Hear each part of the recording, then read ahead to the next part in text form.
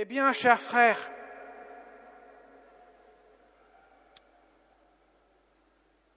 mon Seigneur et mon Dieu,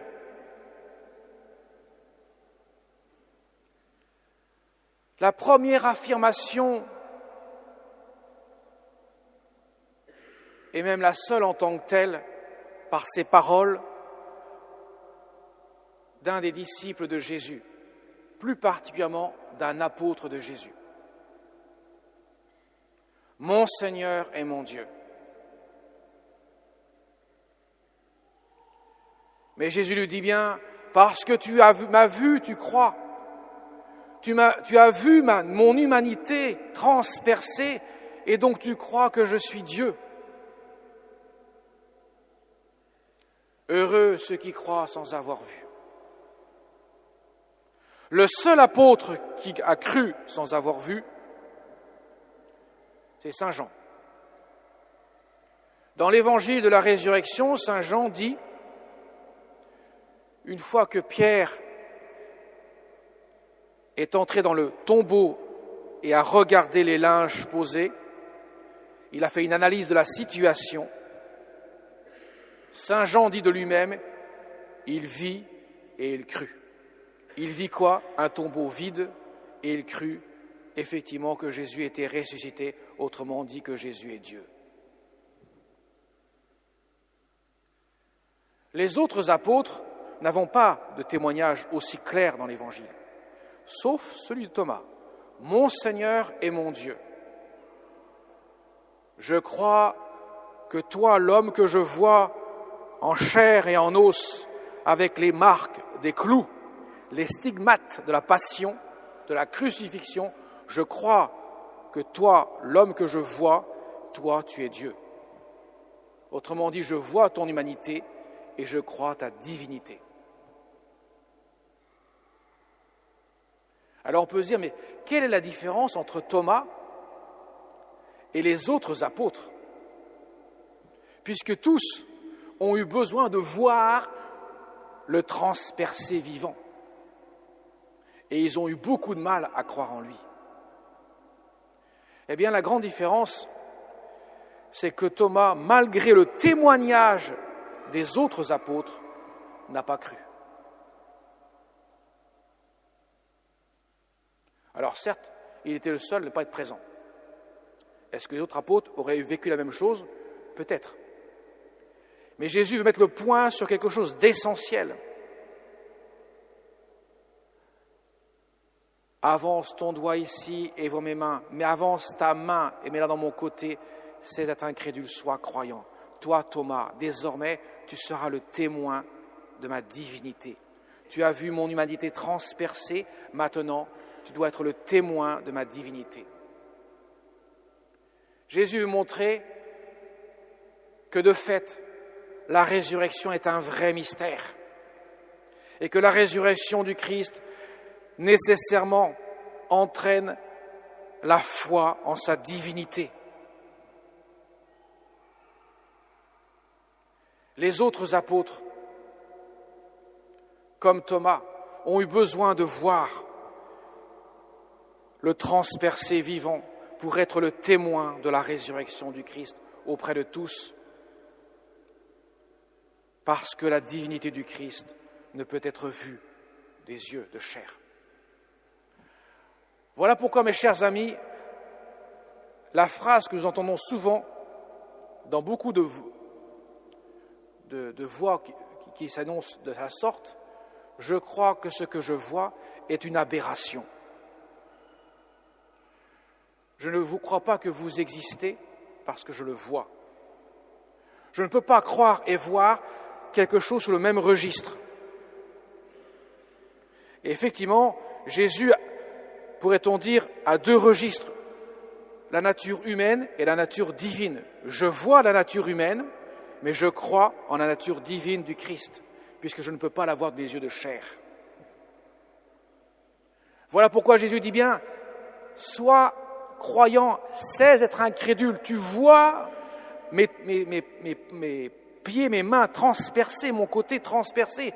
Désormais, tu dois croire que moi, je suis Dieu.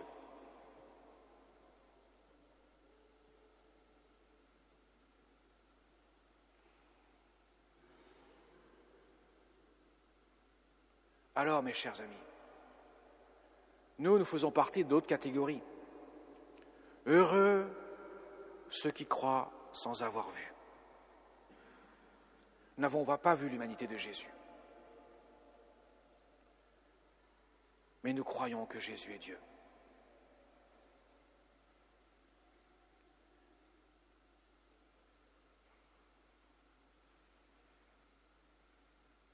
Les apôtres ont vu l'humanité de Jésus. En aucun cas sa divinité. Mais les marques des clous l'ont amené à croire. Il fallait passer par là. Mais n'en tirez pas la conclusion hâtive, parce qu'ils ont vu le transpercer, que automatiquement ils allaient croire en sa divinité.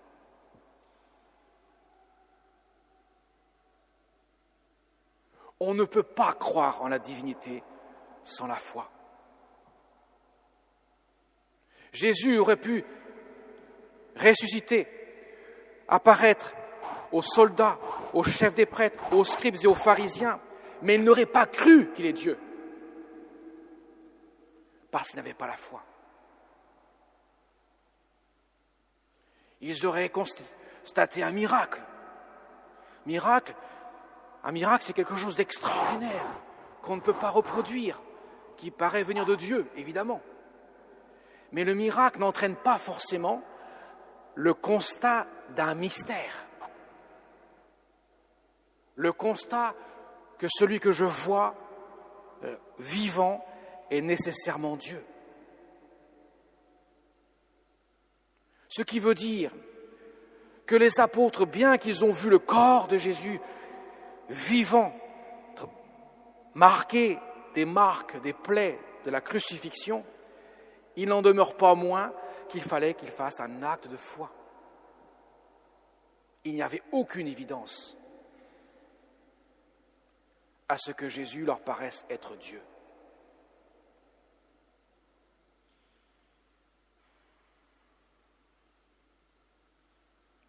Mais ce qui est touchant dans l'apôtre Thomas, c'est qu'il veut voir la plaie du cœur ouvert de Jésus. Je veux mettre la main dans son côté. Je veux toucher son cœur. J'ai besoin de voir son cœur. Et que fera Jésus? Il y a environ 90 ans,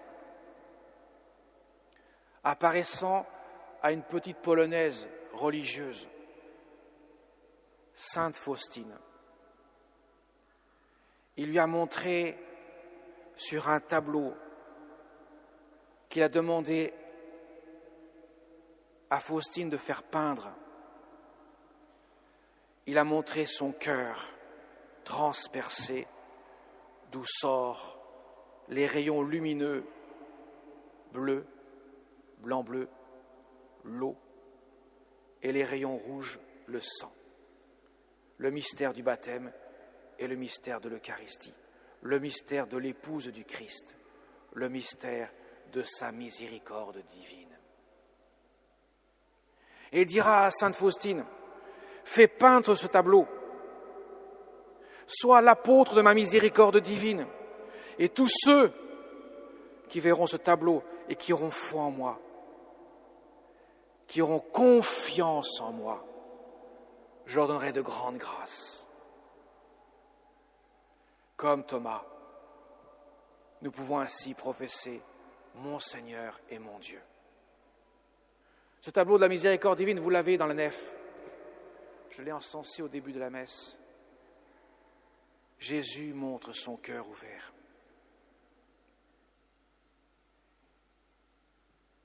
Et il a dit à Sainte Faustine,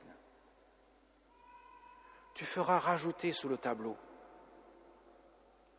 Jésus, j'ai confiance en toi. La confiance est le cœur même de la foi. Nous devons, mes chers amis, dans l'acte de foi, être conduits à cette confiance inébranlable en Dieu, malgré le monde dans lequel nous vivons, où toutes les incertitudes paraissent flagrantes, tout ce qui pourrait être des piliers pour nous parfois s'écroule, où tout ce qui est humain paraît extrêmement fragile, où l'Église, la Sainte Église de Dieu, paraît attaquée aussi bien de l'extérieur que de l'intérieur. Et on sait que Benoît XVI avait ajouté, lors de son retour du voyage de Fatima, elle est bien plus gravement attaquée de l'intérieur que de l'extérieur par ses ministres qui la salissent par leurs actes. Cela peut nous faire chavirer, cela peut peut-être nous entraîner à dire « Mais Seigneur, qu'est-ce qui se passe ?» Nous sommes dans la confusion totale, nous voyons plus clair. Mais Jésus nous dit « Ayez confiance, j'ai vaincu le monde. Ma miséricorde divine, elle est triomphante. » De telle sorte qu'il dira à sainte Faustine, le plus grand attribut divin, autrement dit, la plus grande chose que Dieu puisse faire, laquelle était inégalable en puissance, c'est la miséricorde. Faire miséricorde, c'est bien plus grand et bien plus puissant que l'œuvre de la création tout entière. Quand vous auscultez un ciel étoilé, vous dites « Quelle grandeur ! Dieu, tu as créé cette immensité que nous ne pouvons pas en voir le bout. » Eh bien, mes chers amis, cela est inférieur à celle de la miséricorde divine, qui est une recréation dans l'amour miséricordieux de Jésus.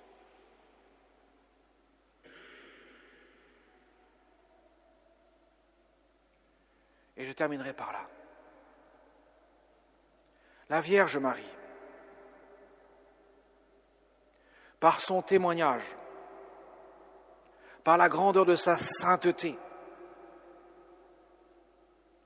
ce qui l'a conduit au plus haut sommet de la sainteté, sans jamais que le doute puisse trahir son cœur.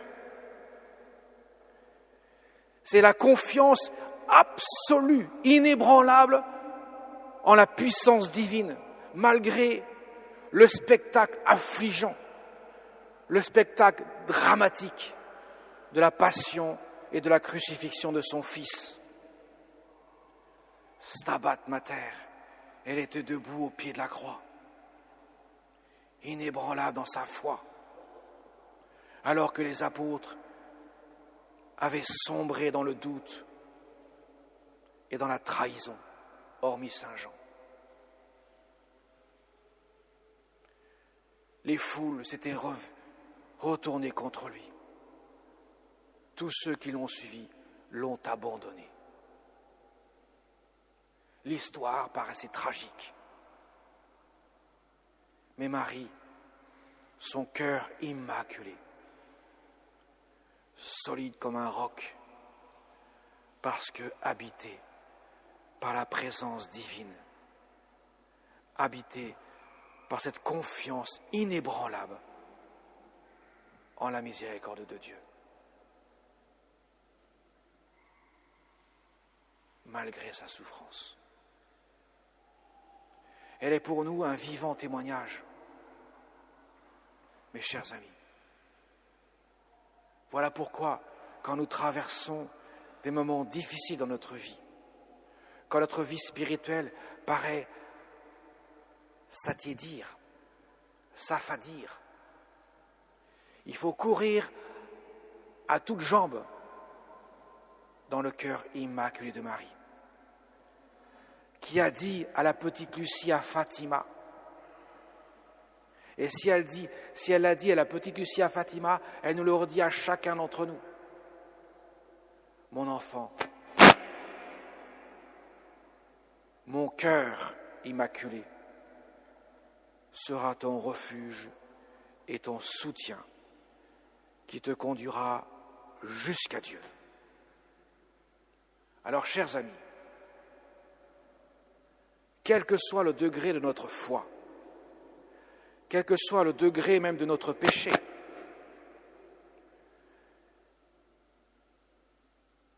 quelle que soit l'éducation que nous avons reçue, qui que nous soyons, ayons une confiance absolue en la divine miséricorde. Jésus l'a manifesté sur la croix, l'a donné comme preuve aux apôtres. Qu'est-ce qu'il pouvait y avoir de plus à donner que de vous montrer mes plaies, nous dirait Jésus aujourd'hui.